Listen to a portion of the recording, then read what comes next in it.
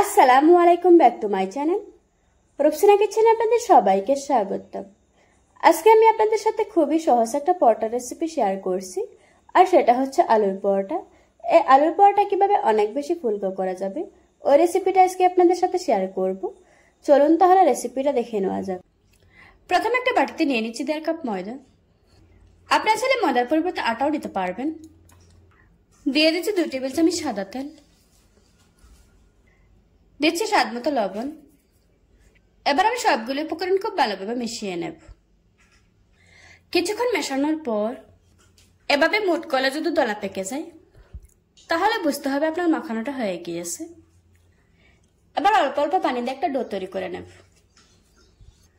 পানিটা অবশ্যই হালকা কুসুম গরম পানি নিতে হবে। পানিটা একবারে দেওয়া যাবে না, অল্প অল্প দিতে হবে আর মেশাতে হবে। আমার ডোটা তৈরি করা হয়ে গিয়েছে। এবার আমি ঢাকনা দিয়ে ঢেকে রেখে দেবো 10 মিনিটের জন্য। অন্য একটা বাটিতে নিয়ে নিচ্ছি আগে থেকে ম্যাশ করে রাখা 2টো আলু। এখানে আমি বড় সাইজের 2টো আলু নিয়েছি। দিয়ে দিচ্ছি কিছু ধনেপাতা কুচি, দিচ্ছি অল্প একটু শুকনো মরিচের গুঁড়া, দিচ্ছি 1 টেবিল চামচ সরিষার তেল, দিয়ে দিচ্ছি পরিমাণ মতো লবণ। এবার আমি সবগুলো উপকরণ খুব ভালোভাবে মিশিয়ে নেব। আপনারা চাইলে এখানে কাঁচা পেঁয়াজ ব্যবহার করতে পারবেন, আমি এখানে পেঁয়াজ ব্যবহার করব না। সবকিছু ভালোভাবে মেশানো হয়ে গিয়েছে। এখন এটাকে একটা সাইডে রেখে দেব। ফিরে এলাম 10 মিনিট পর। এখন আমি ডোটাকে আবারও কিছুক্ষণ মুদে নেব। কিছুক্ষণ মুদে নেওয়ার পর এবার আমি লেচি কেটে নেব।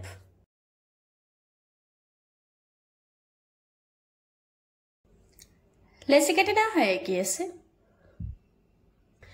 এখন এখান থেকে একটা লেচি নিয়ে নিচ্ছি, তারপর সামান্য একটু ময়দা ছড়িয়ে দিচ্ছি। এখন ছোট একটা রুটি বেলে নেব।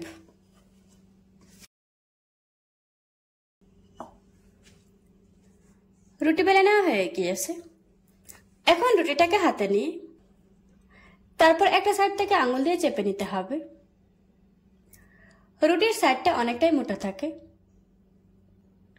একটু পাতলা করে দিতে হবে।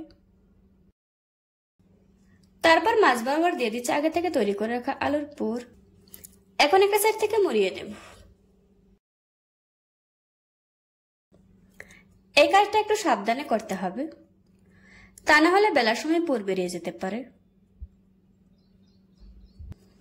এরপর হালকা হাতে পরোটা বেলে নিতে হবে, তা না হলে পুর বেরিয়ে যাবে। এই পরোটাগুলি রেগুলার পরোটার থেকে একটু মোটা থাকে, তার জন্য মোটা করে বেলতে হবে। পরোটা বেলে নেওয়া হয়ে গিয়েছে। এভাবে করে আজকে আমি সবগুলি পরোটা বেলে নেব।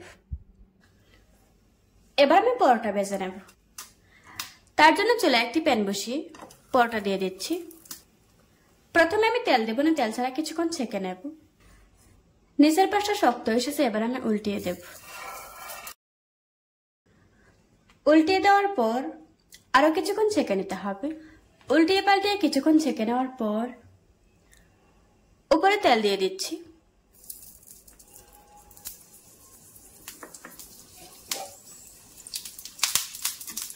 তেলটা দেওয়ার সাথে সাথে দেখবেন পরোটাটা ফুলতে শুরু করেছে। এবার আমি উল্টিয়ে পাল্টিয়ে পরোটাটা খুব ভালোভাবে ভেজে নেব। উল্টিয়ে পাল্টিয়ে পরোটাটা কিছুক্ষণ ভেজে নেওয়ার পর এখন পরোটাতে খুব সুন্দর একটা কালার এসেছে। আমার পরোটা ভেজে নেওয়া হয়ে গিয়েছে। এখন একটা প্লেটে তুলে নেব। এভাবে করে আজকে আমি সবগুলি পরোটা ভেজে নেব। দেখুন বন্ধুরা, আমার আলু পরোটাগুলি বানানো হয়ে গিয়েছে। আশা করছি আজকের এই সহজ রেসিপিটা আপনাদের কাছে ভালো লাগবে। ভালো লাগলে আমার চ্যানেলটা সাবস্ক্রাইব করে পাশে থাকা বেল বাটনটি অন করে রাখবেন। আবারও কথা হচ্ছে নতুন কোনো ভিডিওতে। ততক্ষণ সুস্থ থাকবেন, ভালো থাকবেন। আল্লাহ হাফেজ।